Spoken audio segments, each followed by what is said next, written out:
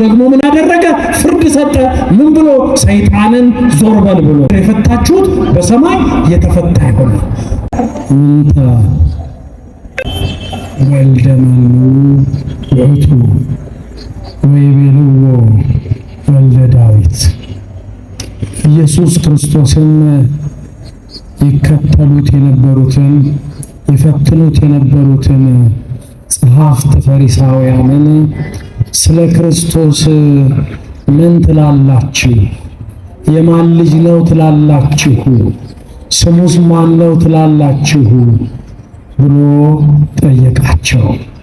እነርሱ ወልደ ዳዊት የዳዊት ልጅ ነው ብለው መለሱ። የማቴዎስ ወንጌል ምዕራፍ 22 ከቁጥር 41 እስከ 42። ክቡር አባታችን መልአከ ገነት ቆሞስ አባ ናትናኤል መላኩ የዚህ ታላቅ ካቴድራል የቦሌ መድኃኔዓለም ቤተክርስቲያን አስተዳዳሪ ወንድማችን መላከማዊ በቃሉ ያለው የዚህ ታላቅ ካቴድራል ዋና ጸሐፊ እንዲሁም በዚያ አውደ ምሕረቱ ላይ የተሰየማችሁ በአገልግሎት የምትመስሉኝ መምህራነ ወንጌል እግዚአብሔር በጸጋውና በቸርነቱ የሰበሰባችሁ ኢየሱስ ክርስቶስ በደሙ ያነጻችሁ የቀደሳችሁ የድንግል ማርያም ልጆች ኦርቶዶክሳውያን ኦርቶዶክሳውያት በእግዚአብሔር ስም እንደምን ሰነበታችሁ? ድምጻችሁ አይሰማም። እንደምን ዋላችሁ? እንደምን አመሻችሁ? የሰራዊት ጌታ እግዚአብሔር አምላካችን ዛሬም ዘወትርም ከጽንፍ እስከ አጽናፍ በእውነት ያለ ሐሰት የተመሰገነ ይሁን። የነቢያት ትንቢት፣ የሐዋርያት ስብከት፣ የሰማዕታትና የጻድቃን እመቤት ምዕራገ ጸሎት ድንግል ማርያም ስለ ንጽሕናዋ፣ ስለ ቅድስናዋ፣ ስለ ድንግልናዋ፣ ስለ አማላጅነቷ የተመሰገነች ትሁን።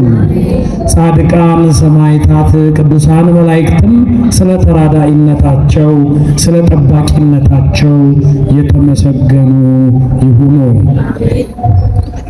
ምንተ ትብሉ በእንተ ክርስቶስ ወልደ መኑ ወመኑ ስሙ ለክርስቶስ።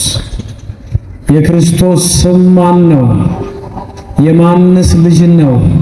ወልደ መኑ ውእቱ ምን ትላላችሁ ብሎ ኢየሱስ ክርስቶስ ፈተና ይፈትኑት የነበሩትን ጸሐፍት ፈሪሳውያንን ጥያቄ ጠየቃቸው። እነርሱ ምን አሉ? ወልደ ዳዊት ውእቱ ወይቤልዎ ወልደ ዳዊት፣ ክርስቶስማ የዳዊት ልጅ ነው አሉት። ከዛ ክርስቶስ መልሶ ሌላ ጥያቄ ጠየቃቸው። ዳዊትንማ የምታውቁት ከሆነ በመዝሙር ላይ ራሱ ዳዊት ጌታ ጌታዬን ብሎ ጌታ ብሎ እግዚአብሔርን ጠርቶ እንደገና ደግሞ የኔ እግዚአብሔር ብሎ እግዚአብሔር የኔ እግዚአብሔርን በቀኜ ተቀመጥ አለው። ጠላቶችህን የእግር መረገጫ እስካደርግልህ ድረስ እግዚአብሔርን በቀኜ ተቀመጥ አለው። በቀኜ ተቀመጥ አለው ይላል። ስለዚህ ዳዊት እናንተ መጽሐፍ የምታነቡ ከሆነ የዳዊትን መዝሙር የምታነቡ ከሆነ ዳዊት ራሱ እኮ ስለተወለደው መሲህ እግዚአብሔር ብሎት እግዚአብሔር ደግሞ በቀኝ ተቀመጥ ያለው ነው። እና ይህን እንዴት ትፈቱታላችሁ? እንዴት ዳዊት የዳዊት ልጅ ከሆነ ክርስቶስ እንዴት ጌታ ያለው እንዴት ፈጣሪ ያለው ብሎ ጠየቃቸው። ዝም አሉ። ትክክለኛው መልስ ግን የዳዊት ልጅ ብቻ ሳይሆን መልሶ ኢየሱስ ክርስቶስ የዳዊት ልጅም የዳዊት ፈጣሪ ነው። ኢየሱስ ክርስቶስ ወልደ ዳዊት ስንለው ከድንግል ማርያም ያለ ወንድ ዘር የተወለደ እርሱ እግዚአብሔር በአጭር ቁመት በጠባብ ደረት ተወስኖ በሥጋ ተገልጦ ተሰቅሎ ሞቶ ሞትን ድል አድርጎ ተነስቶ ዓለምን አዳነ ማለታችን ነው። ትክክለኛው አገላለጽ ይሄ ነው። እነሱ ግን አሽሙር ውስጥ ገብተው ነው በአግብኦ ወይንም በአሽሙር መናገራቸው ነው። የዳዊትን ታሪክ ያውቃሉ። እንደ አማኞቹ እንደነ ጤሜዎስ እንደነ በርጤሜዎስ የዳዊት ልጅ ሆይ ማረኝ እንዳሉት የክርስቶስን የባሕርይ አምላክነት አምነው አይደለም የመለሱት።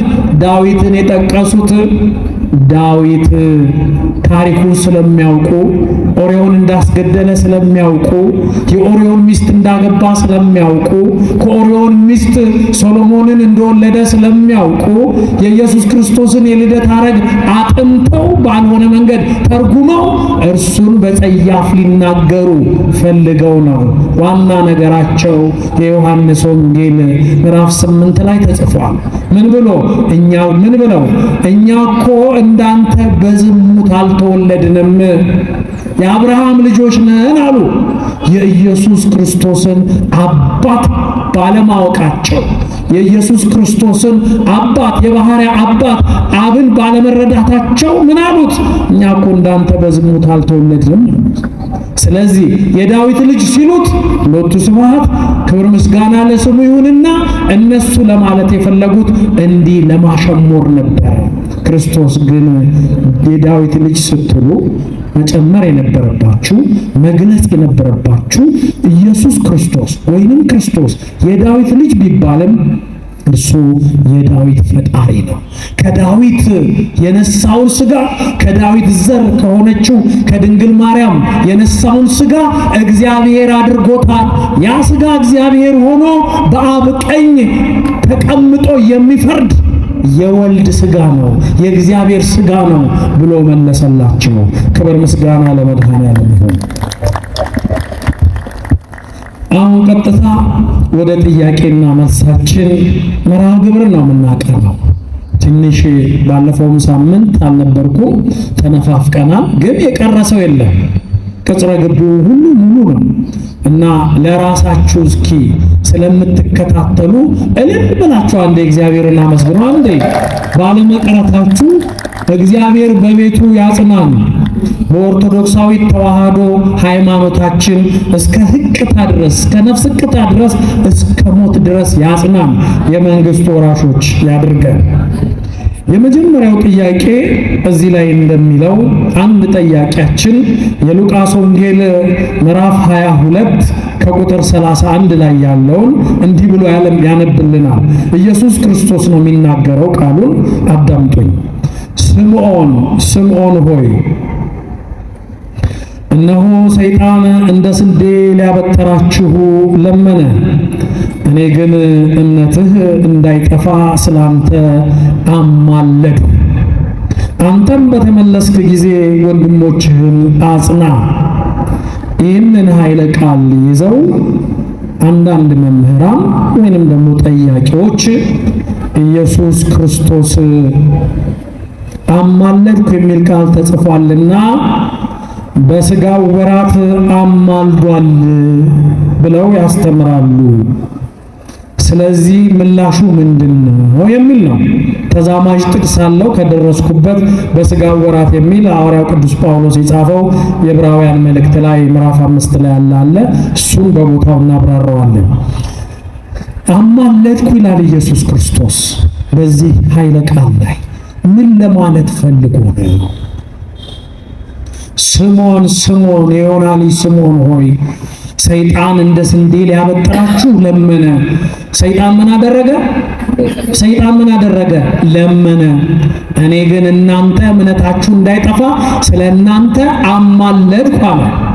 ግዕዙ ሰአልኩ ነው የሚለው ወይንም ደግሞ ጸለይኩ ነው የሚለው፣ ለመንኩ አይደለም።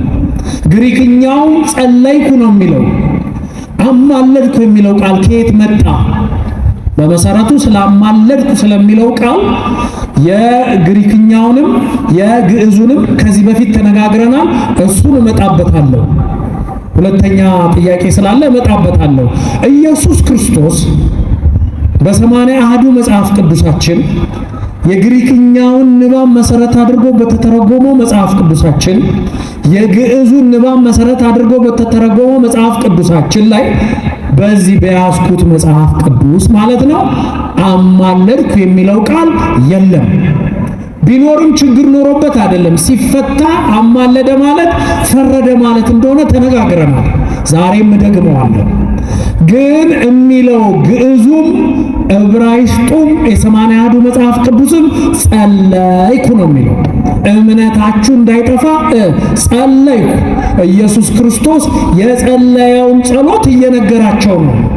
ይሄ ገጸ ንባብ የሉቃስ ወንጌል ምዕራፍ 22 ከቁጥር 31 ላይ አሁን የተጠቀሰው ገጸ ንባብ የማቴዎስ ወንጌል ምዕራፍ 16 ከቁጥር 21 ላይ ያለው ንባብ ጋር አንድ ነው። እዛ ላይ በግልጽ ተቀምጧል። ምን ተብሎ? ኢየሱስ ክርስቶስ ስለ ሕማሙ፣ ስለ ስቅለቱ፣ ስለ መሞቱ፣ ስለ መነሳቱ ሲናገር ጴጥሮስ ምን አለ? ጌታ ሆይ አይሁንብህ፣ ይሄ አይደረግብህ አለ። ጴጥሮስ ጀርባ ላይ ጆሮ ላይ የተቀመጠው ማን ነው? ሰይጣን። ለጴጥሮስ ሰይጣኑ አልታየውም።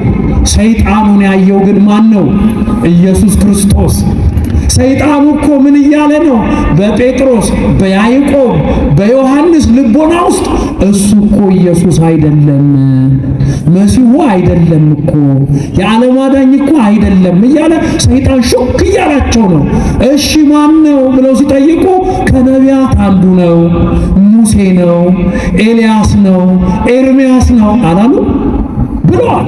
እንደ ስንዴ ሊያበጥራቸው የሚለው ይሄንን የተሳሳተ የሃይማኖት ሕጸት፣ የእምነት ሕጸት ሰይጣን ሹክ ብሏቸዋል። ለነሱ በፍላጎታቸው ክርስቶስ ፊት ግን ሰይጣን ተንበርክኮ አረ ጴጥሮስ እኮ ሙሴ ነው እያለ ነው፣ አረ እኮ ዮሐንስ እኮ ኤልያስ ነው እያለ ነው፣ አረ ያዕቆብ እኮ ከነቢያቱ አንዱ ነው እያለ ነው፣ እምነት የላቸውም ባንተ ብሎ ሰይጣን እየሰገደ ነው የለመነው።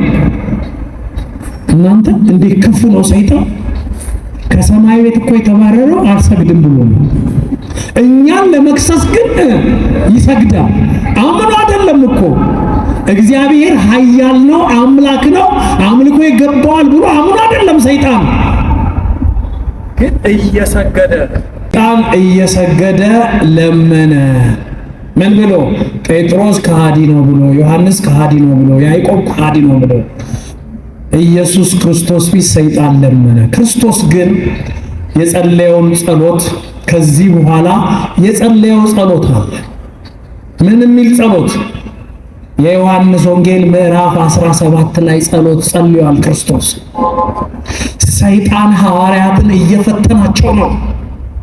ስለዚህ እንዳይበተኑ ሁሉም አንድ እንዲሆኑ አባት ሆይ በስምህ የሰጠኸኝን እነዚህን ሐዋርያትን ጠብቃቸው፣ እኛ አንድ እንደሆንን እነርሱ አንድ እንዲሆኑ በስምህ ጠብቃቸው። ስለዚህ ሰይጣን ሊበትናቸው ነው፣ ስለ ክርስቶስ ማንነት የተለያየ ነገር በመናገር። ታዲያ ኢየሱስ ክርስቶስ የዮሐንስ ወንጌል ጥያቄን ጥያቄ ስለሚወልደው ነው። የዮሐንስ ወንጌል ምዕራፍ 17 ላይ ጸለየ ማለት አማለደ ማለት ነው? አይደለም። አብነት ሆነ። ምንድነው አብነት? ስለ ጸሎት አስተምሯቸው ነበርና መከራ ሲመጣ፣ ፈተና ሲመጣ እንዴት መጸለይ እንዳለባቸው እየነገራቸው ነው። የዮሐንስ ወንጌል ምዕራፍ 17 ከቁጥር 9 ላይ ያለች ቃል አለች። እለምንሃለሁ የሚል ቃል አለ። በሚቀጥለው ጥያቄ ፈተዋለሁ። የመጀመሪያውን የሉቃስ ወንጌል ምዕራፍ 22 ከቁጥር 31 ላይ ያለውን ግን አሁን እሱን ልጨርስ። ስለዚህ ባጭሩ የሉቃስ ወንጌል ምዕራፍ 22 ከቁጥር 31 ላይ ኢየሱስ ክርስቶስ ሐዋርያቱን እምነታችሁ እንዳይጠፋ ሰይጣን ሲለምን እኔ ግን ጸለይኩ። መጸለይ ብቻ አይደለም፣ አማለደ የሚለው በግሪክኛ ፈረደ ማለት ነው። ፈረድኩ ፍርዱን የቱ ጋር ነው የምናየው? ኢየሱስ ክርስቶስን ቅዱስ ጴጥሮስ ሲፈትነው ጌታ ሆይ አይሁንብህ፣ አትሰቀል፣ አትሙት፣ አትነሳ ሲለው ኢየሱስ ክርስቶስ ምን ብሎ ፈረደ? አንተ ሰይጣን ካጠገቤ ዞር በል ሁር እምድኅሬየ። አንተ ሰይጣን ዞር በላ። ጴጥሮስን አይደለም በጴጥሮስ ላይ ያደረው። ስለዚህ ኢየሱስ ክርስቶስ የሰይጣንን ልመና አይሰማም። እርሱ ግን ስለ ሐዋርያቱ ጸሎት አደረገ። እነሱ እንዴት መጸለይ እንዳለባቸው ሲነግራቸው ጸለየ። ጸሎቱንም የሚሰማው ራሱ ነው ራሱ። ስለዚህ ኢየሱስ ክርስቶስ ለአብነት ይጸልያል፣ እኛ እንዴት መጸለይ እንዳለብን ያስተምረናል። ጸሎቱን ተቀባይ እርሱ ነው፣ ፍርድ ደግሞ ይሰጣል። ስለዚህ ኢየሱስ ክርስቶስ ፈራጅ እንጂ ለማኝ አይደለም። ስለናንተ ጸለይኩ ያለው ሰይጣን ላይ የፈረደውን ፍርድ ለማሳየት ያደረገውን የአብነት ጸሎት ለማስረዳት የተናገረው ነው። ክብር ምስጋና ለመድኃኔዓለም ይሁን። በደንብ አስረድቻለሁ። ገብቷችኋል? ገብቷችኋል? እሺ። ተያያዥ ጥያቄዎች ስለሆኑ ጥያቄዎቹን እንሄድባቸዋለን። እሺ፣ ሁለተኛው ጥያቄ እዛው ላይ አሁን የነገርኳችሁ የኢየሱስ ክርስቶስ የጸለየው ጸሎት ላይ የዮሐንስ ወንጌል ምዕራፍ 17 ላይ ከቁጥር 9 ላይ ክርስቶስ ሲጸልይ እንዲህ ይላል፣ እኔ ስለነዚህ እለምናለሁ፣ ስለ ዓለም አልለምንም፣ ስለሰጠኝ እንጂ ያንተ ናቸውና እጠብቃቸዋለሁ ይላል። ቃሉ ስለነዚህ እለምናለሁ ይላል። ኢየሱስ ክርስቶስ የጸለየው ጸሎት ላይ ነው። ምን ማለት ነው? ስለነዚህ እለምናለሁ ማለት እነርሱ አንድ እንዲሆኑ በስምህ ጠብቃቸው፣ እኔ ደግሞ ስለነዚህ እለምናለሁ። ምን ማለት ነው? ይሄንን ለምን ተናገረው? ይሄንን ጸሎት ሲጸልይ ኢየሱስ ክርስቶስ ይሄንን ጠቅሰው ሰዎች ኢየሱስ ይለምናል ስለሚሉ ነው። አሁን ይሄንን መመልስላችሁ። ይሄንን ጸሎት ሲጸልይ ኢየሱስ ክርስቶስ 12ቱ ሐዋርያት አሉ። ስለነርሱ ነው የጸለየው። ሰይጣን እንደ ስንዴ ሊያበጥራቸው ለተነሱት ስለነሱ ነው። ይሄንን ቃል የተናገረው ለምንድን ነው? ትንቢቱ ይፈጸም ዘንድ። ምኑ ይፈጸም ዘንድ? ትንቢቱ ይፈጸም ዘንድ። ምን የሚል ትንቢት? መዝሙረ ዳዊት መዝሙር 2 ላይ ምን ይላል? እግዚአብሔር ይቤለኒ ወልደ አንተ ወአነ ዮም ወለድኩከ የሚለው ላይ ምን ይላል? ሰአል እምኔየ እሁበከ አሕዛበ ለርስትከ ይላል። ምን ማለት ነው? እግዚአብሔር አንተ ልጄ ነህ ይለኛል፣ ዛሬ ወለድኩ ይለኛል። ለምን? አሕዛብን አንድ አድርጌ እሰጥሃለሁ። ይሄ የትንቢት ፍጻሜ ምልክት መሲሁ የሚጸልየው ጸሎት ነው ተብሎ ዳዊት አስቀድሞ ጸሎቱን ጸልዮታል። ኢየሱስ ክርስቶስ መዝሙረ ዳዊት መዝሙር 2 ሲተረጉም ነው። መዝሙር 2 ሲተረጉም መዝሙር 2 ላይ የመዝሙር 2 ርዕስ ትንቢት በእንተ ክርስቶስ ይላል። ክርስቶስ ሲወለድ፣ ክርስቶስ በስጋ ሲገለጥ፣ በስጋ ተገልጦ ጸሎትን ሲያስተምር፣ እንዴት መጸለይ እንዳለበት ሲያስተምር የሚናገረው ጸሎት ሰአልም ይላል። ለምን ተብሏል? መለመኑ ለማኝ መሆኑን ለመግለጽ አይደለም። ያ የመጣው መሲህ ልመና እንዴት እንደሆነ የሚያስተምር አስተማሪ አብነት መሆኑን ለማስረዳት ትንቢት ተናገረ። እኔ ነኝ መሲህ የተባልኩት፣ እኔ ነኝ በስጋ የተገለጥኩት፣ እኔ ነኝ ከድንግል የተወለድኩት እግዚአብሔር፣ በስጋ ግን ተገልጬ ለአብነት እንዴት መለመን እንዳለባችሁ የማስተምረው ትንቢተ መዝሙረ ዳዊት ላይ ያለውን ትንቢት የምፈጽመው እኔ ነኝ ብሎ ሲያስተምራቸው የነቢያት ትንቢት መሆኑን ሲገልጽላቸው ነው እለምናለሁ ያለው እንጂ ኢየሱስ ክርስቶስ አይለምንም። እርሱ ፈራጅ ነው። ክብር ምስጋና ለመድኃኔዓለም ይሁን። እሺ፣ አሁን ስንተኛ ጥያቄ ነው? አሁን ስንት? 3 ነው አይደል? እሺ፣ የማቴዎስ ወንጌል ምዕራፍ 24 ከቁጥር 36 ላይ እንዲህ ይላል፣ ስለዚያች ቀንና ስለዚያች ሰዓት ግን ከአባት ብቻ በቀር የሰማይ መላእክትም ቢሆኑ ልጅም ቢሆን የሚያውቅ የለም ይላል። ይህ ቃል ልጅም ቢሆን ያለው ወልድን ስለሆነ ኢየሱስ ክርስቶስን ስለሆነ እንዴት ከመላእክት ጋር አለማወቅ ውስጥ ተካተተ? አንድ ሆነ። ከአብ ያንሳል ማለት ነው በእውቀት።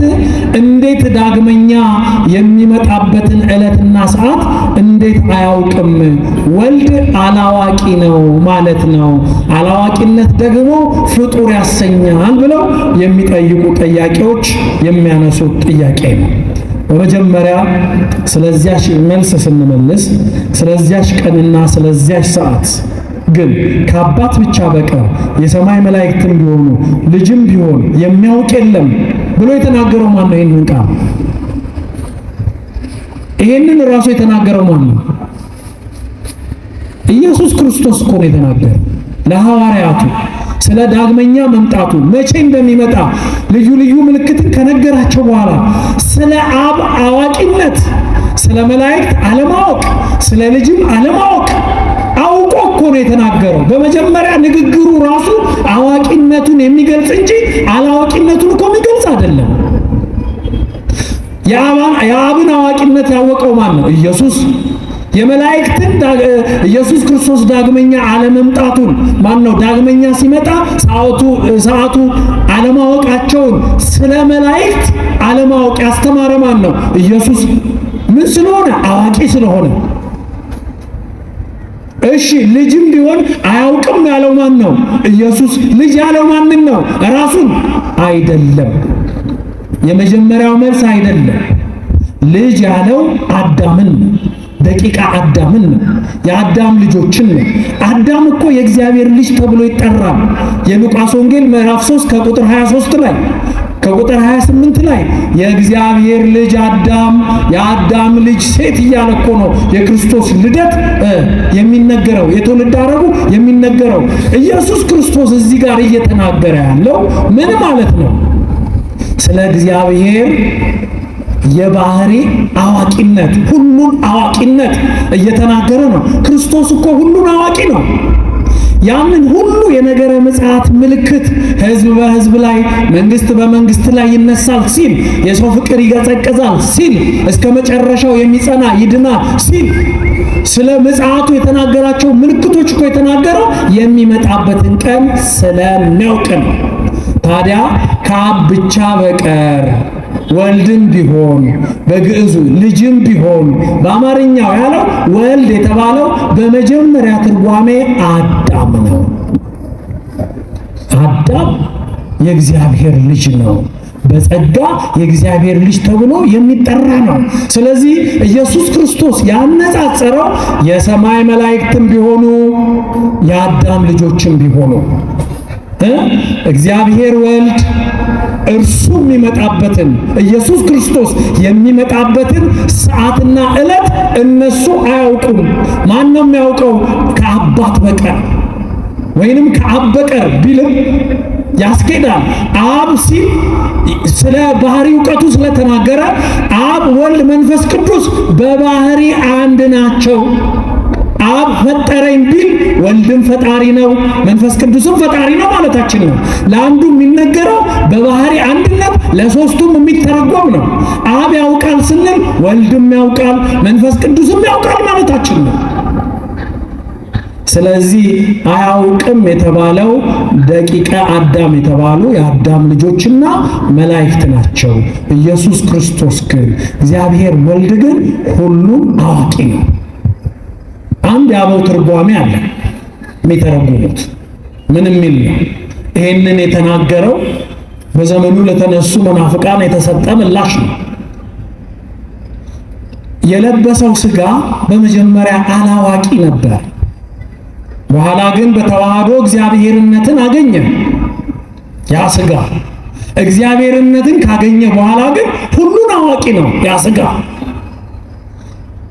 ስለዚህ የሚያውቀውን ዕውቀት በሥጋ የተገለጠው አምላክ የሚያውቀውን ዕውቀት ላለመናገር ዕለቱ ስላልደረሰ በልበ ሥላሴ ስለታተመች አብ የሚያውቀውን ወልድ ያውቃል፣ ወልድ የሚያውቀው መንፈስ ቅዱስ ያውቃል። ዳሩ ግን ክርስቶስ መናገር አልፈለገም ዕለትና ሰዓቷን።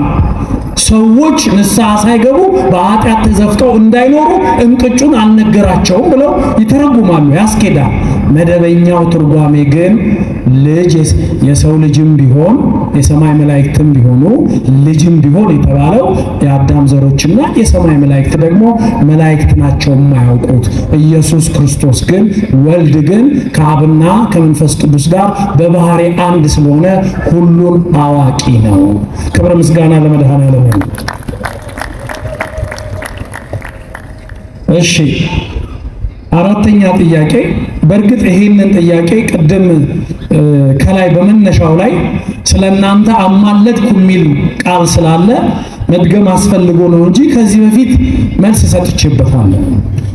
ኢየሱስ ክርስቶስ ለስምዖን ወይንም ለጴጥሮስ ሰይጣን እንደ ስንዴ ሊያበጥራችሁ እንደ አጃ ሊበትናችሁ ለመነ፣ እኔ ግን እምነታችሁ እንዳይጠፋ ጸለይኩ።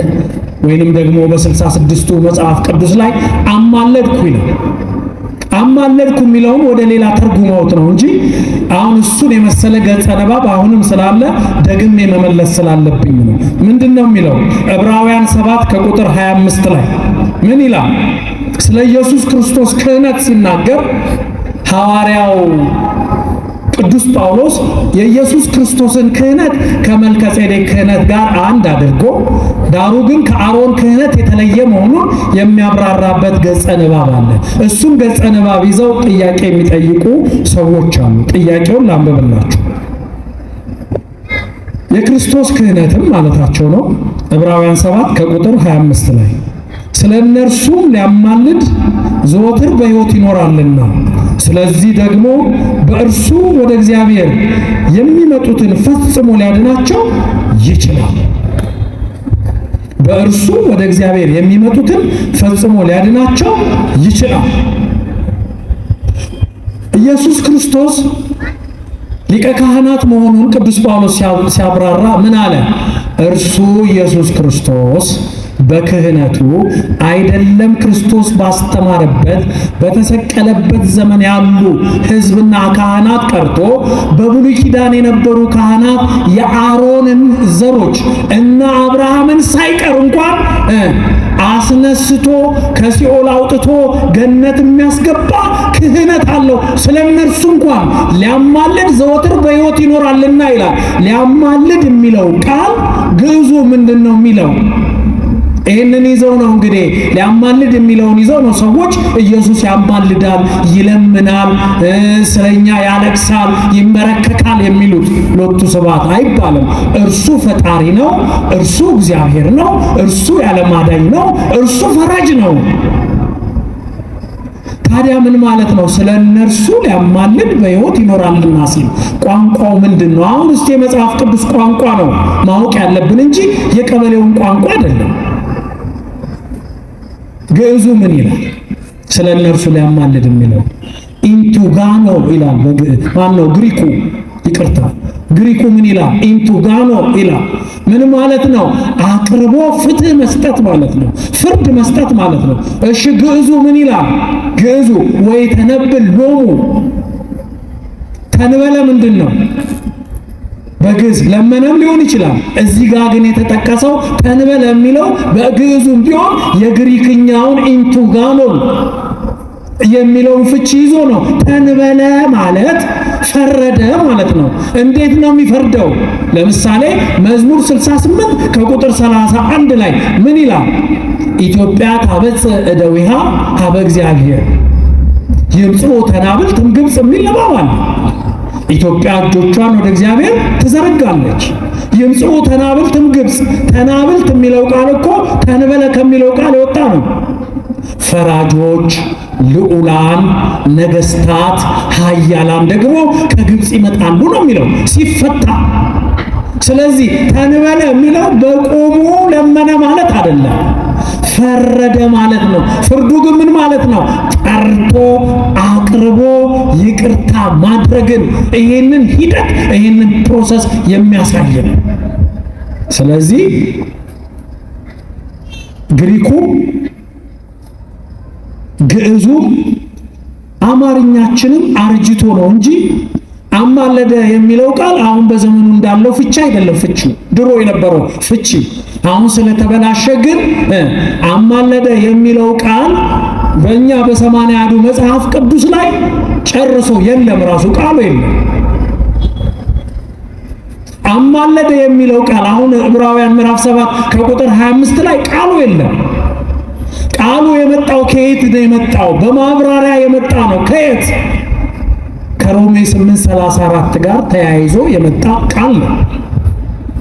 ትክክለኛው ግን የእርሱ ክህነት የእግዚአብሔር የሆኑትን ወደ እርሱ የቀረቡትን ወደ እርሱ ወደ እግዚአብሔር ኢየሱስ ክርስቶስን እግዚአብሔር ብሎ የቀረቡትን ሊያድናቸው ይችላል። የክርስቶስ ክህነት ምን ያደርጋል? ሊፈርድ ሊያድን ይችላል ማለት ነው። ክብር ምስጋና ለመድኃኔዓለም። ለምን መሰላችሁ? በመስቀል ላይ ተሰቅሎ አሁን ምነግራችሁ ገድል ላይ የተጻፈ እኮ አይደለም፣ ወንጌል ላይ የተጻፈ ነው። የማቴዎስ ወንጌል ምዕራፍ 27ን ስታነቡት ክርስቶስ እንደተሰቀለ መቃብራት ተከፈቱ ይላል። ሞተው የነበሩ ሰዎች ተነስተው ወደ ከተማ ገቡ ይላል አይልም? አላነበባችሁ? አያችሁ? ክህነቱ አይደለም በሲኦል ሊያስቀር ከመቃብር ፈንቅሎ ሕይወት የሚሰጥ ክህነት፣ ማዳን የሚችል ክህነት የእግዚአብሔር ክህነት ነው። የፍጡር ክህነት አይደለም። ኢየሱስ ክርስቶስ ሊቀ ካህናት ነው ስንል እግዚአብሔርነቱን አስቀርተን አይደለም። የእግዚአብሔር ደም፣ የእግዚአብሔር ክህነት፣ የእግዚአብሔር ፍርድ ማለታችን ነው። ክብር ምስጋና ለመድኃኔዓለም። ስለዚህ በሕይወት ይኖራል የሚለው የክርስቶስ ክህነት የአሮን ካህናት አንዱ ሲሞት ሌላው ይተካል። የክርስቶስ ክህነት ግን አንዱ ሲሞት ክህነት ተሽሮ ሌላው እስኪተካ የሚጠበቅ አይደለም። ለሐዋርያት እንዳላቸው እስከ ዓለም ፍጻሜ ድረስ ከእናንተ ጋር ነኝ ብሏልና ካህን ሊቀ ካህናት ኢየሱስ ክርስቶስ አሁን ባሉ የአዲስ ኪዳን ካህናት ላይ ሁሉ ምንድነው? አለቃቸው ነው። አለቃቸው ሲሆን ደግሞ ምንድነው? የሚያድን የሚፈውስ ክህነት አለው ማለታችን ነው። ሊያማልድ የሚለው ሊፈርድ ማለት ነው። አልገባችሁም? ነው? እሺ፣ አቅም ያለው ሰው ቢኖር መጥቶ ቢከራከር ደስ ይለኛል። እንዲህ ይላል። ግን ያው አቅም እጥረትም ይኖራል፣ ድፍረትም ይኖራል። አንድ አባት ባለፈው እዚህ ጋር ሊያወሩ ብሎ ጥፍት አለባቸው። ወሬ እኮ ጥፍት ይላል ታውቃላችሁ አይደል? ቆመን ልናወራ ስንል ጥፍት ይልብናል። ስለዚህ ብናውቀው አውደ ምሕረቱን ስላለምድ ነው ስንደነግጥ ምናወራም ሊጠፋን ስለሚችል እንጂ እኔማ መታችሁ እዚህ ጋር ብትጠይቁኝ ራሱ እንዴት ደስ እንደሚለን ባያችሁ። እሺ፣ ስንተኛ ጥያቄ ላይ ደረስን? 5ኛ። ልቀጥል አቁም? እስኪ ንገሩኝ እናንተ ወንዶች። ይቀጥል? እሺ፣ 5ኛ ጥያቄ የማቴዎስ ወንጌል ምዕራፍ 18 ከቁጥር 20 ላይ እንዲህ ይላል፣ ማናቸውንም ነገር በስሜ ብትለምኑ እኔ አደርገዋለሁ ይላል። ይህንን ቃል ይዘው በስሜ ብትለምኑ ይላልና ይህም እኮ ቢሆን ስለ ኢየሱስ ክርስቶስ አምላክነት ሳይሆን አማላጅነት ነው የሚያወራው የሚሉ ጥያቄዎች አሉ። ለዚህ ምላሻችሁ ምንድነው ነው? ስሙኝማ። ማናቸውንም ነገር በስሜ ብትለምኑ እኔ አደርገዋለሁ። ማን ያለው ይሄንን? ኢየሱስ ክርስቶስ። የክርስቶስ ስም የማን ስም ነው? የእግዚአብሔር ስም። መዝሙር 121 እና የማቴዎስ ወንጌል ምዕራፍ 21 ላይ አንብቡት። ቡሩክ ዘይመጽእ በስመ እግዚአብሔር፣ በእግዚአብሔር ስም የሚመጣ የተመሰገነ ነው። ኢየሱስ ያለው ስም የማን ስም ነው? የእግዚአብሔር ስም እግዚአብሔር ነው፣ ኢየሱስ ክርስቶስ። ስለዚህ በእግዚአብሔር ስም ጸሎት አድርገን የስሙ ባለቤት እግዚአብሔር ስለሆነ ፍትህ ይሰጣል፣ ፍርድ ይሰጣል። ደግሞ ምንድነው የሚለው? እንደው የተወሰነ ጉዳይ ብቻ አይደለም። ማናቸውንም ነገር በስሜ ብትለምኑ እኔ አደርገዋለሁ። እንኳን የኢየሱስ ክርስቶስ ስም እንደው ድሮ አይታችሁ ከሆነ በነገስታቱም ስም በእነ አፄ ኃይለ ሥላሴም ስም ዘራፍ፣ እኔ ጠቅላ አሽከር ረባ ኃይለ ሥላሴ ይላሉ እኮ ሰዎች ለመዳን ሲሉ አይደለም። አሽከር ሆኖ አይደለም ጃንሆይ እንዳይቀየሟቸው እንጂ ባለስልጣኖች ናቸው። የሰፈራችን ሰው ደግሞ ጉልበት ያነሰው ድሮ ጉልበታም የነበረ ሕፃናቱን በጥፊ ሲቀጠቅጥ የነበረ በኋላ ጉልበት ሲያንሰው ድሮ በጥፊ ያለው ሕፃን ያድግና ደግሞ ያኛውን ሲያረጅ በጥፊ ይለዋል ሽማግሌው በየሰፈሩ አይደል?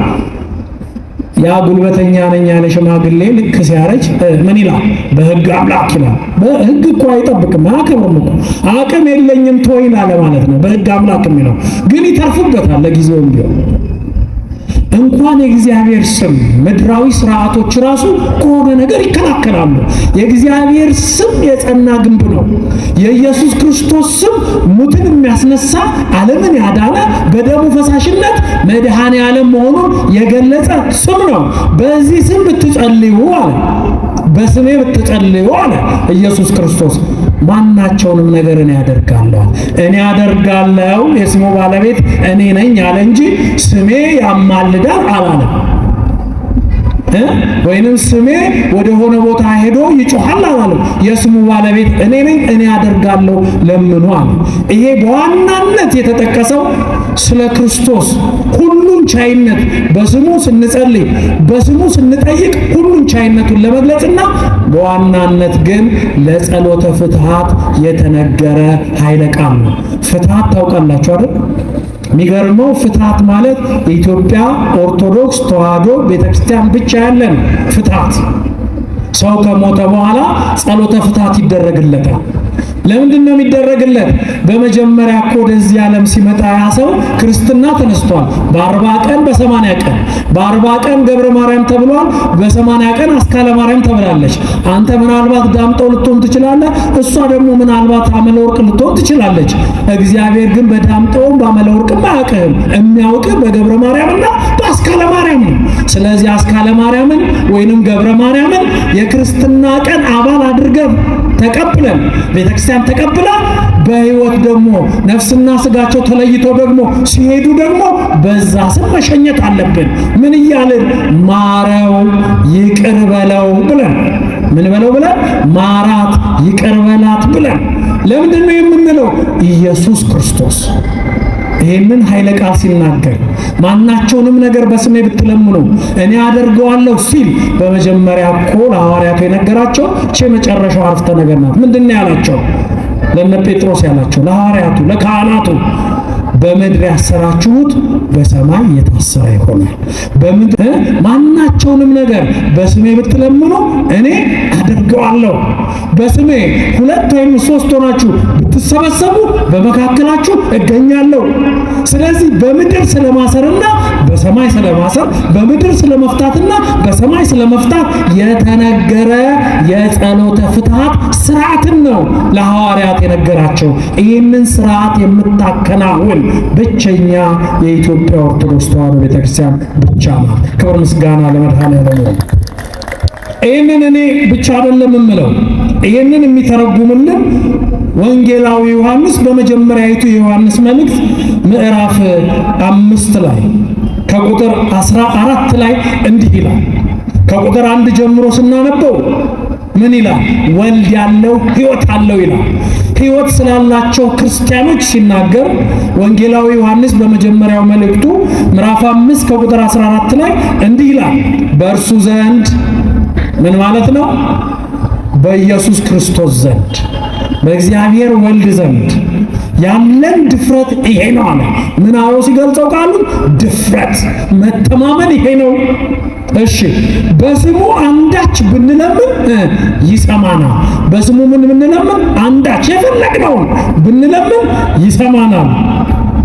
የሚገርመው ነገር ይሄንን እያለ የዮሐንስ መልእክት ምዕራፍ 5 ከቁጥር 14 ጀምራችሁ ስታነቡ በስሙ አንዳች ነገር ብንለምን ይሰማናል የሚለው 81ዱ መጽሐፍ ቅዱስ ላይ ነው ያለው። የማቴዎስ ወንጌልን ተርጉሞ ማለት ነው። ቅድም የተነሳውን ጥያቄ ምዕራፍ 18 ከቁጥር 18 ጀምሮ ያለውን ወይንም ከቁጥር 20 ላይ ማናቸውንም በስሜ ብትለምኑ እኔ አደርገዋለሁ የሚለውን ሲተረጉመው 81ዱ ወይንም የዮሐንስ መልእክት ሲተረጉመው ምዕራፍ 5 ከቁጥር 14 ላይ በስሜ ብትለምኑ ይላል። 66ቱ መጽሐፍ ቅዱስ ግን በስሜ የሚለውን አጥፍቶት ምንድነው የሚለው? እንደ ፈቃዱ ብትለምኑ ይላል። ፈቃዱ ያለው ምንድነው? የሚጣላው አይደለም። እሱ በማቴዎስ ወንጌል ላይ እንዳዘዘው በስሜ ብትለምኑ ማናቸውንም ነገር አደርጋለሁ ብሎ እንዳዘዘው እንደፈቀደው ብትለምኑ እርሱ ልመናችሁን ይሰማል። እርሱ ግን የማይሰማው ልመና ግን አለ ይላል። ሞት የሚገባውን ኃጢአት ለሰራ ሰው መለመን፣ በኢየሱስ ስም መለመን አይቻልም። መጸለይ አይቻልም። ፍትሐት ማድረግ አይቻልም። ሞት የሚገባው ማለት ምን ማለት ነው? ኢየሱስ ክርስቶስን አምላክ እንደሆነ አምኖ ያልተጠመቀ ሰው። አሁን ፍትሐት ለአሕዛብ ፍትሐት እናደርጋለን አናረግም። ሞት የሚገባው ዓለም ውስጥ ነው ያሉት። ኢየሱስ ክርስቶስን አምላክ አይሉም፣ ፈጣሪ አይሉም፣ የዓለም መድኃኒት አይሉም። አልተጠመቁም። የእግዚአብሔር ልጅነትን አላገኙም። ለነሱ ፍትሐት የለም። ሌላኛው ራሱን ላጠፋ ሰው ፍትሐት የለም። የዚህ ማስረጃችን ምንድን ነው? ሰው እንዴት ራሱን ያጠፋል? ይሁዳ እኮ ራሱን አጠፋ። ኢየሱስ ክርስቶስን ሸጦ ንጹሕ ደም አፍስሶ የማቴዎስ ወንጌል ምዕራፍ 27 ከቁጥር 3 ጀምራችሁ ስታነቡ ምን ይላል? ንጹሕ ደም በማፍሰሴ ተጸጸትኩ ይላል ይሁዳ። ተጸጸተ ይላል። ተጸጸተ የሚለው የእውነት ንስሐ ገብቶ እኮ አይደለም። እንደው እንደዚህ አልነበረም ማድረግ የነበረብኝ፣ ከሸጥኩት አይቀር በ30 ብርም አይደለም፣ ለምን በ100 ብር አልሸጥኩትም? ለምን በ200 ብር አልሸጥኩትም? ለምን ደግሞ ዛሬ ሸጥኩት? ለምን ሕፃን እያለ አልሸጥኩትም? ይሄንን እኮ ነው ተጸጸተ የሚለው ይሁዳ። ይሄ ጸጸት አይደለም። ነገር ተበላሸብኝ ብሎ ሌላ ዘዴ ፍለጋ ነው። ለዚህ ነው ይሁዳ ክርስቶስ ሳይሰቀል እሱ ቀድሞ ታንቆ ይሁዳ ታንቆ ሲኦል ገብቶ ክርስቶስ ከተሰቀለ በኋላ ሲሞት በአካለ ነፍስ ሄዶ ከሲኦል እንዲያወጣው ቀድሞ ሄዶ ዛፍ ላይ ተሰቀለ፣ ተንጠለጠለ፣ ታነቀ ይሁዳ። የእሱም ግን እኮ ዘዴ ተንኮል እግዚአብሔር አያውቅም እንዴ? ነፍሱ ከስጋው አልወጣ አለች። ክርስቶስ ተሰቅሎ ነፍሱ ከስጋው ተለይታ በአካለ ነፍስ ሲኦል ሲወርድ ይሁዳ የለም፣ ሌሎች ነፍሳት አሉ። የብሉይ ኪዳን ነፍሳት ሁሉንም ይዞ ክርስቶስ ወደ ገነት ወደ እሱ እቅፍ ወሰዳቸው። ከ40 ቀን በኋላ ግን ይሁዳ አንጀቱ ተዘርግፎ ሞተ። እንደታነቀ አልሞተም፣ ወድቆ ነው የሞተው። ያኔ ይሁዳ ሲኦል ሲሄድ ባዶ ነው። የሲኦል ሐዋርያ ሆኖ ቀረ ማለት ነው። እዛው ሲቃጠል ቀረ ማለት ነው። እግዚአብሔርን በዚህ ልክ ማታለል አይቻልም። ተጸጸተ የሚለው ንስሐ ገባ ለማለት አይደለም። ተበላሸብኝ፣ ተንኮሌ ተነቃብኝ ለማለት ነው። ይሄንንም እግዚአብሔር አውቆ ቀጣው ይሁዳ። ስለዚህ እኛ ለሞተ ሰው በአካል ለተለየን ሰው ጸሎት ስናደርግ ፍታት ስናደርግ ማረው ስንል ለአማኝ እንጂ ለኢአማኒ አይደለም። ራሱን ላጠፋ በቤተ ክርስቲያን ሥርዓት በይሁዳ አንጻር ስለሚታይ ጸሎተ ፍታት አይደረግለትም። ለዚህ ማስረጃው ምንድን ነው? በዛውም እኮ እዚህ ጋር እየመለስኩላችሁ ያለሁት ፍታት አያስፈልግም ለሚሉት ሰዎች ነው። ማናቸውንም ነገር በስሜ ብትለምኑ እኔ ያደርገዋለሁ ብሏል። አዎ ኢየሱስ ክርስቶስ ያደርገዋል። ያደረገውን ማስረጃ ከመጽሐፍ ቅዱስ ነው። ኦሪት ዘዳግም ምዕራፍ 33 ከቁጥር 6 ላይ እስራኤላውያን 430 ዘመን በግብጽ ባርነት ሲቆዩ አንድ ችግር ገጠማቸው። ከግብጽ እየወጡ እያለ ሙሴ 12ቱንም ነገደ እስራኤል የያዕቆብ ልጆችን አጽም ተሸክሞ ሲወጣ አንዱ አጽም ግን ችግር ገጠመው። የሮቤል አጽም። ሮቤል የመጀመሪያው ልጅ ነው፣ ከነገደ እስራኤል የመጀመሪያው ልጅ ነው። ሮቤል ግን የእንጀራ እናቱን የደፈረ ነው። የያዕቆብን ሚስት የደፈረ ነው። ኃጢአት የሰራ ነው። ታዲያ የነገደ እስራኤል አጽማቸው ሲቆፈር የሁሉም ነጭ ነው፣ የሮቤል ግን ጥቁር ነው። ይህንን ያየ ሙሴ ምን አለ ሲጸልይ? ጥቁር አጽምማ ይዤ ወደ ምድረ ርስት አልሄድም፣ ከግብፅ አልወጣም። አቤቱ አምላኬ ሆይ ሮቤል አይሙትብኝ ይዳንልኝ፣ እሱ ካልዳነ እኔ ይህንን አጽም ይዤ አልሄድም፣ የእሱን አጽም ተሸክሜ አልሄድም ብሎ ሙሴ ጸለየ። 40 ቀን ቢጸልይ ትንሽ ሮቤል አጽም ነጭ ሆነች። ይሄማ ተስፋ አለው ብሎ ሙሴ 7 ዓመት ጸለየ። ሙሴ ያኔ የሮቤል አጽም ከ7 ዓመት ጸሎት በኋላ ምን ሆነ? እንደ በረዶ ነጭ ሆነ። ክብር ምስጋና ለመድኃኔዓለም። አያችሁ፣ ኃጢአታችን አጽማችን ላይ ይታወቃል እኮ፣ ጽድቃችንም አጽማችን ላይ ይታወቃል። የኤልሳ አጽም እኮ ሙት አስነስቷል። ለምን? ጽድቁ ከአጽሙ ጋር ስለነበረ ነው። ለዚህ ነው ቤተ ክርስቲያን ለሞቱ ለአባቶቻችን ነፍስና ስጋቸው ለተለዩ ለቀደሙ አባቶቻችን እኮ ፍትሐት የምናረገው አጽማቸው እንዲነጻ፣ ሳያውቁ የበደሉት ነገር እንዳለ እግዚአብሔር ይቅር እንዲላቸው ነው። ይህንን ደግሞ ያዘዘን ማን ነው? ኢየሱስ ክርስቶስ። በምድር ያሰራችሁት በሰማይ ታሰረ ይሆናል ስላለ፣ በምድር የጸለያችሁት ስለ ሙታን የጸለያችሁት በሰማይ ተቀባይነት አለው ብሎ ስለነገረን በስሙ የኢትዮጵያ ኦርቶዶክስ ተዋሕዶ ቤተክርስቲያን ትጸልያለች። ስለዚህ ክብር ምስጋና ለመድኃኔዓለም ይሁን። ተመሳሳይ ማስረጃ ሁለተኛ ጢሞቴዎስ ምዕራፍ 1 ከቁጥር 16 ላይ የሐዋርያው የቅዱስ ጳውሎስ መልእክት ወደ ቲቶ ወደ ደቀ መዝሙሩ ቲቶ የጻፈው ምዕራፍ 2 ከቁጥር 4 ላይ አንድ ሄኔሲፎሮስ የሚባል የቅዱስ ጳውሎስ ወዳጅ ነበር። አማኝ ለቅዱስ ጳውሎስ ጸሎት ቤት ያሰራ ወዳጁ ነበር። የሄኔሲፎሮስ ቤተሰቦች ግን ሁሉም በሞቱ ጊዜ ቅዱስ ጳውሎስ ሁል ጊዜ ስለሞቱት ስለ ሄኔሲፎሮስ ቤተሰቦች ይጸልይ ነበር። አምላክ ሆይ የሄኔሲፎሮስ ቤተሰቦችን ማርልኝ፣ ይቅር በልልኝ እያለ በኢየሱስ ክርስቶስ ስም፣ በእግዚአብሔር ስም፣ በሥላሴ ስም ይጸልይ ነበር። ስለዚህ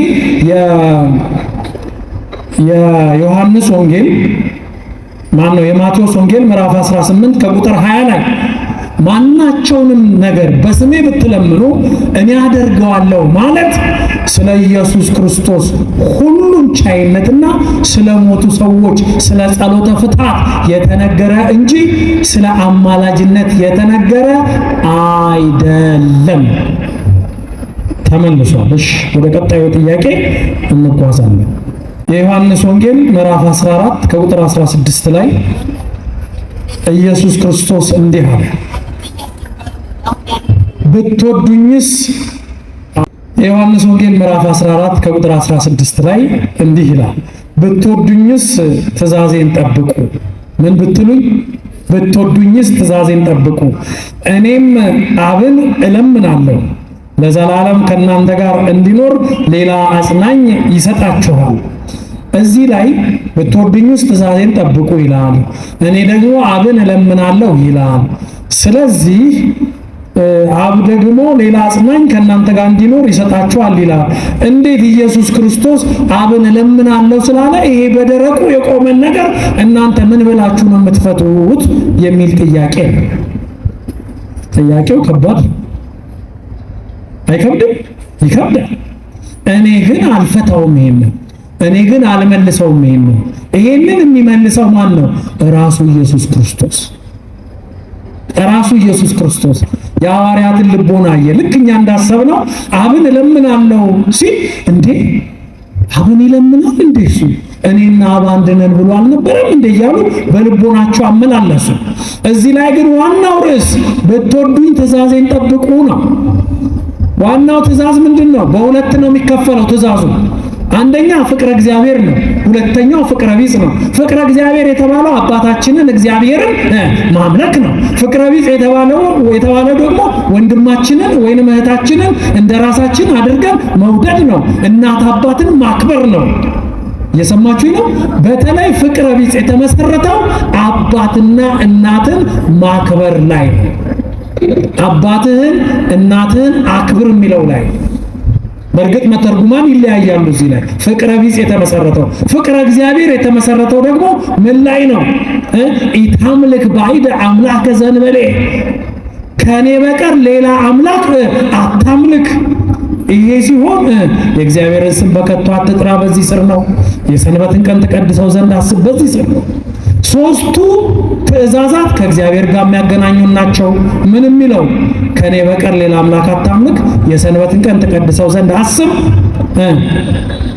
ሁለተኛውስ ማነው? ሶስተኛውስ የአምላክህን ስም በከንቱ አትጥራ። እነዚህ ሶስቱ ከእግዚአብሔር ያገናኙናል። የቀረው ሰባቱ ግን ከጎረቤት ከማህበረሰብ ነው የሚያገናኘን። የሰባቱ መሰረት ደግሞ ምንድነው? አባትና እናትህን አክብር ነው። የላይኛው አባታችን እግዚአብሔርን በማክበር፣ ሁለተኛው ደግሞ አባታችን በስጋ የወለደንን በስጋ የወለደችንን በማክበር የሚጀምር ነው። በዚህ ምሳሌነት ላይ ተመርኩዞ የተሰጠ ትምህርት ነው። ሐዋርያት ግን ምሳሌውን ዘንግተውታል። ምሳሌው ምድራዊ ነው። ለምሳሌ አብ፣ ወልድ፣ መንፈስ ቅዱስ ስንል የባህሪ አንድነት አለ። አብ ስላልን አብ ከወልድ አይበልጥም። ወልድ ስላልን ወልድም ከአብ አያንስም። መንፈስ ቅዱስም ስላልን መንፈስ ቅዱስ ከአብም ከወልድም አያንስም።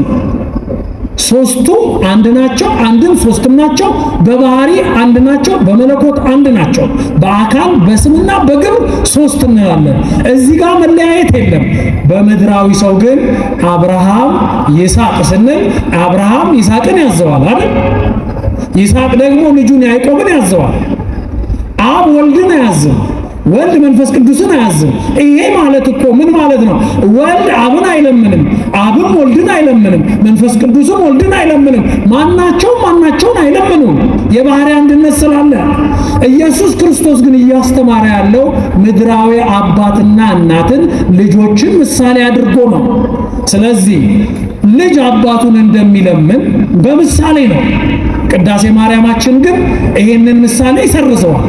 ምን ብሎ ሰዎች እንዳይስቱ አብርሃም ይስሐቅን እንደሚያዘው ይስሐቅም ያዕቆብን እንደሚያዘው አብ ወልድን አያዝም፣ ወልድም መንፈስ ቅዱስን አያዝም ይላል። እውነት ነው። ክርስቶስ ግን በምሳሌነት ትእዛዛቱን መነሻ አድርጎ ሲያስተምር አንድ ልጅ አባቱን እንደሚለምነው እኔ ተገልጫለሁ፣ ትንቢት ተፈጽሟል። ስለዚህ እኔ እንደመጣው እኔ ደግሞ ስለያችሁ ሌላ አጽናኝ ይመጣል። የሚመጣው አጽናኝ ልክ እኔ ከአብ እንደመጣው እርሱም ከአብ ነው የሚመጣው የሚለውን ትምህርት እያስተማራቸው አብን እለምናለሁ ሲል እለምናለሁ ማለቱ አይደለም፣ በምሳሌ እያስተማራቸው ነው። ምሳሌ መሆኑን የተናገርኩት እኔ አይደለሁም፣ ኢየሱስ ክርስቶስ ራሱ ነው። የዮሐንስ ወንጌል ምዕራፍ 16 ከቁጥር 16 ላይ የሚያነብልኝ ሰው ቢኖር እንደውም ደስ ይለኛል። የዮሐንስ ወንጌል ምዕራፍ 16 ከቁጥር 16 ላይ ጥያቄው 15 ከቁጥር 16 ላይ ነው ጥያቄው አይደል? መልሱ ግን ክርስቶስ የመለሰበት ቦታ ግን ልቦናቸውን አውቆ የዮሐንስ ወንጌል ምዕራፍ 16 ከቁጥር 16 ላይ እኔ ግን አብን እለምናለሁ ስላችሁ ተሳስታችኋል፣ አብን የምለምን አይምሰላችሁ ብሎ አረማቸው። በምሳሌ ነው የነገርኳችሁ፣ ምድራዊ ስርዓትን ምሳሌ አድርጌ ነው የነገርኳችሁ። እኔ አብን አልለምንም፣ ከአብ ጋር አንድ ነኝ፣ እኔና አብ አንድ ነን ብሏል። ኢየሱስ ክርስቶስ። ስለዚህ ኢየሱስ ክርስቶስ ፈራጅ እንጂ ለማኝ አይደለም።